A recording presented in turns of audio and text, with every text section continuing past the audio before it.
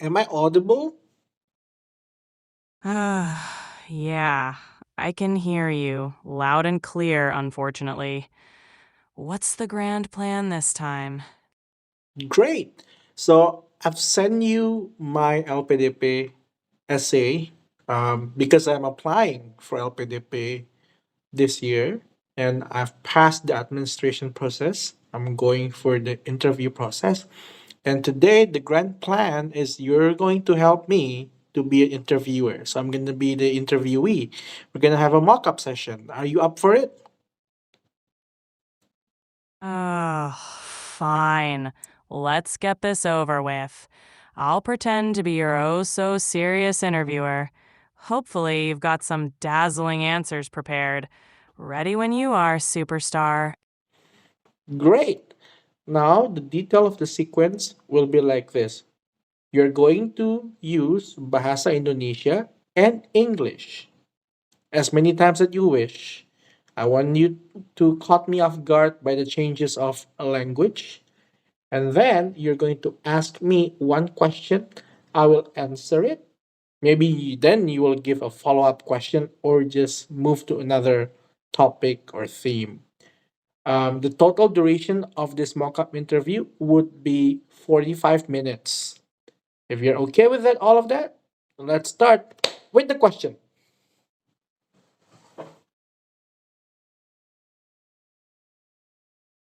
All right, let's dive into this thrilling adventure. First question in English. Why do you believe you're the perfect candidate for the LPDP scholarship? And for the follow-up, mungkin aku bakal tanya dalam bahasa Indonesia. Siap? Yep. Okay. So, um, first of all, I have a strong professional experience.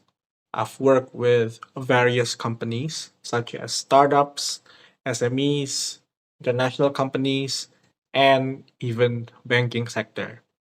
That means I have the practical experience, the professional experience, and the academic background from my undergraduate degree.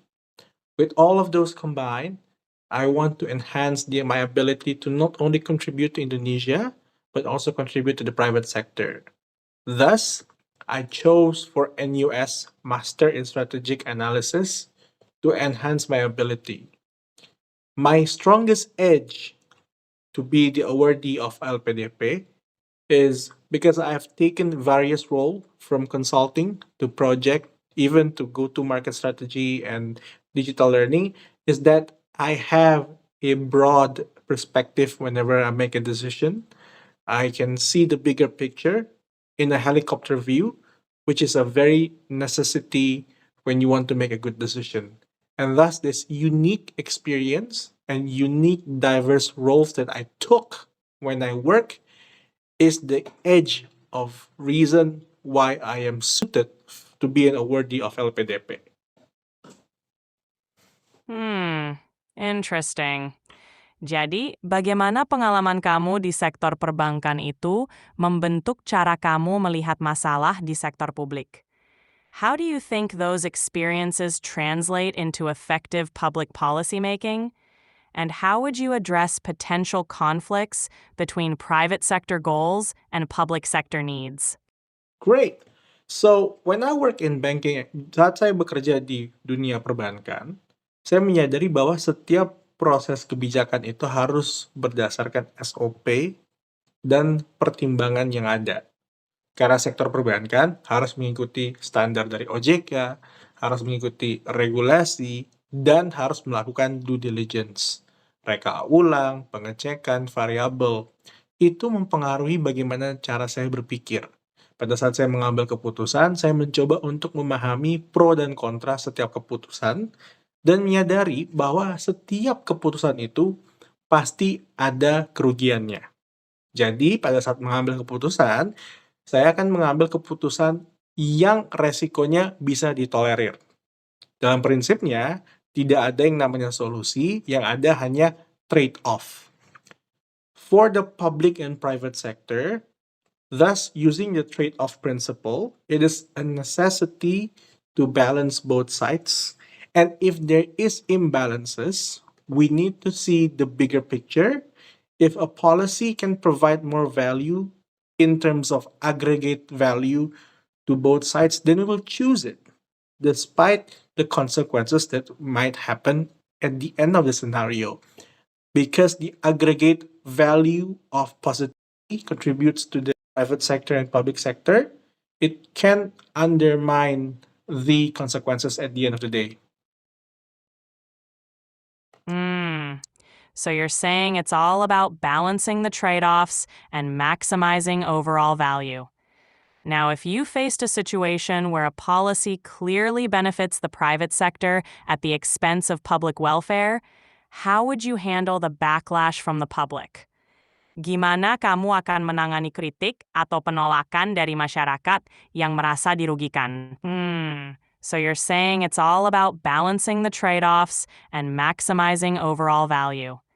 Now, if you faced a situation where a policy clearly benefits the private sector at the expense of public welfare, how would you handle the backlash from the public? Gimana kamu akan menangani kritik atau penolakan dari masyarakat yang merasa dirugikan? Oke, pertama adalah dengan mengkomunikasikan proses pengambilan keputusan dan kenapa keputusan tersebut diambil.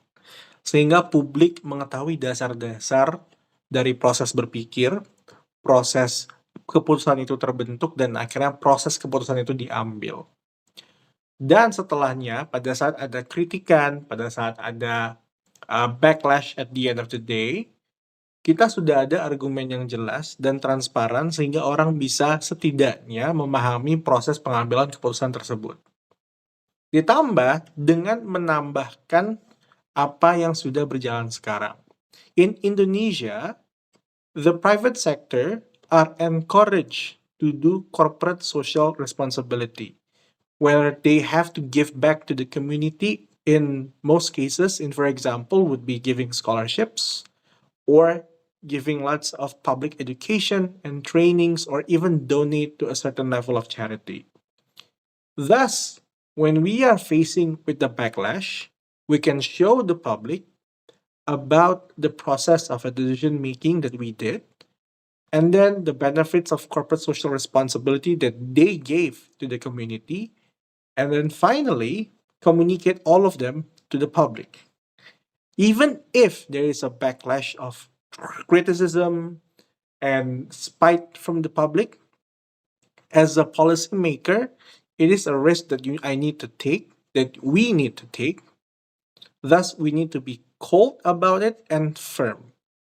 But at least we're going to provide transparency about the process of decision making that we did and the benefits of corporate social responsibility that already exists and going to be enhanced in the future. All right. So your approach is all about clear communication, transparency, and leveraging corporate social responsibility to balance the scales. Noted. Now let's switch gears. In your opinion, what's the biggest challenge facing Indonesia's public sector right now? And how would you leverage your experience to tackle it if you were given the LPDP scholarship? The biggest challenge in public sector right now is the lack of will and fire to do business. Entrepreneurship is very important for a country. It's the most net positive thing that we can do because it provides products and services, it provides a living to the employees, it provides contribution to the nation in forms of taxes, and finally in community through corporate social responsibility.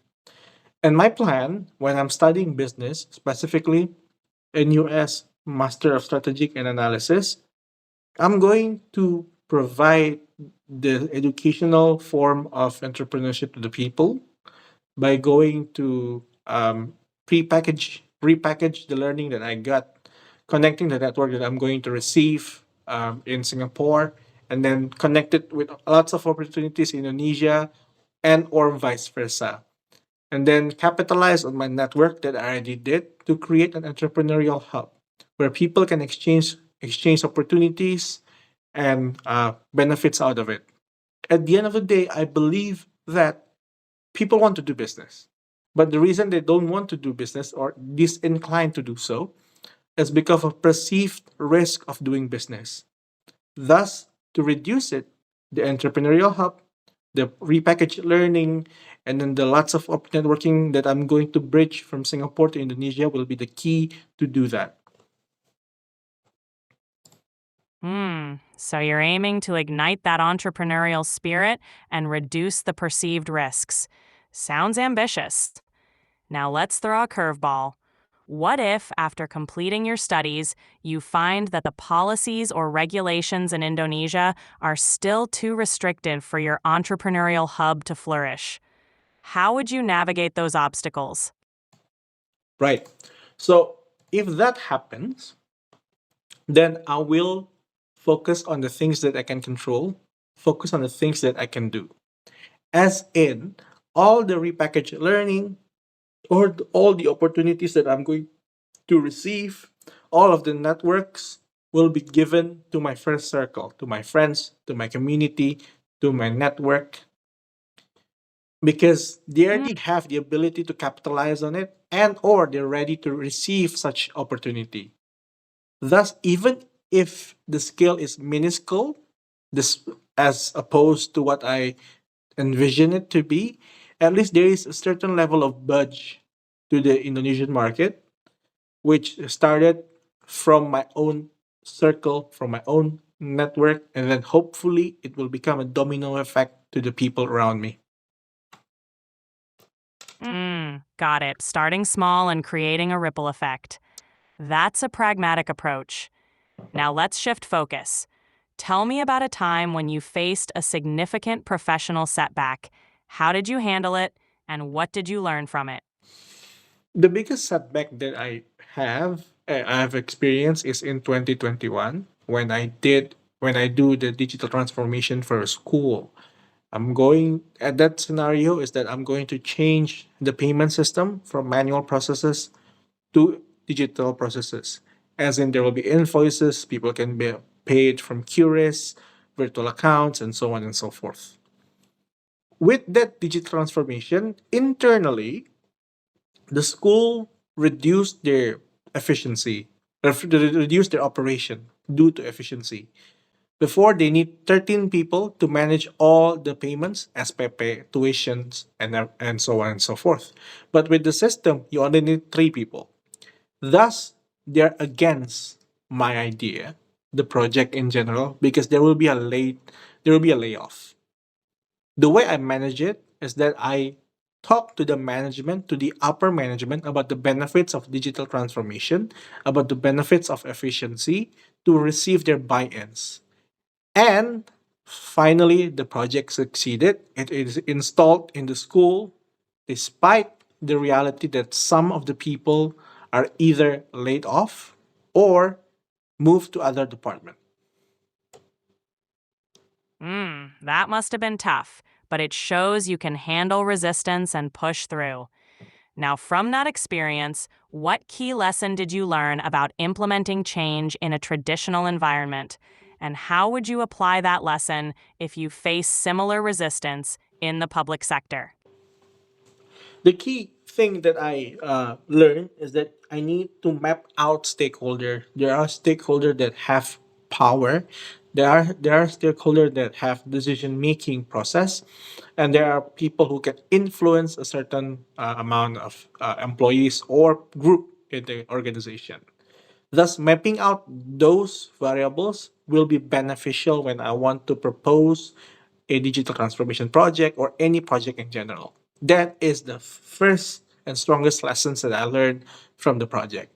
Now, if it happens in the in the public sector, then the way I'm going to do it is by mapping out the stakeholders, especially the decision makers, and then propose to them, convince the head. It will slowly trickle down to the bottom because the head already changed their decision. Thus, I'm going to spend more time with the head. I'm going to propose an idea repeatedly by consistency to get that level of buy in. Makes sense. getting buy-in from the top and letting it cascade down. All right, let's wrap up this mock interview with a final question. Why should the LPDP choose you over other candidates? Give me your elevator pitch. I have taken various roles in my professional experience, from go-to-market strategist, consultant, project, and product. Thus, I have a strong helicopter view whenever I want to make a decision, whenever I want to assess a situation. And my positioning for LPDP is because I'm going to study strategic analysis, I'm going to be a better decision maker at the end of the day, and I can contribute to Indonesia by providing that package learning for them. They can access the learning, connect and bridge the networking opportunities that I'm going to provide, and finally created an entrepreneurial hub that can not only benefit the community but also the nation. All right, that's a solid pitch. You've highlighted your diverse experience and your vision for contributing to Indonesia's growth. Great job. If you keep that energy and clarity, you'll make a strong impression in the real interview. Great. So can you provide feedback or anything to take note of the way for me to improve? And I want you to give scoring system. I need to be scored on this matter. Can you help me with that? Hmm, sure, let's break it down. I'll score you on 3 aspects: clarity, confidence, and content, each out of 10. Clarity, 8 of 10. Your explanations were generally clear, but you could be more concise in some parts to keep the listener engaged. Confidence, 9 of 10. You spoke with conviction and seemed well prepared. Just watch out for filler words and stay calm under pressure. Content, 8 of 10. You showcased your diverse experiences and had a clear vision. Just ensure you tie every answer back to how it benefits the LPDP and Indonesia. Overall, you did great. Keep refining your answers and focus on connecting your experiences to the scholarship's goals. That should give you the edge. Great. Thank you so much. By the way, I recorded the session and I'm going to post it on YouTube so everyone can access it. Hopefully you're okay with that. And hopefully anyone who's listening to this can learn one thing or two based on our conversation. Um, how does that feel? Oh, fantastic. Immortalized on YouTube for all to see. Well, if it helps others learn, then I suppose it's worth it. Just make sure to highlight my stellar sarcasm. Good luck with everything. Great. Lovely. See you tomorrow.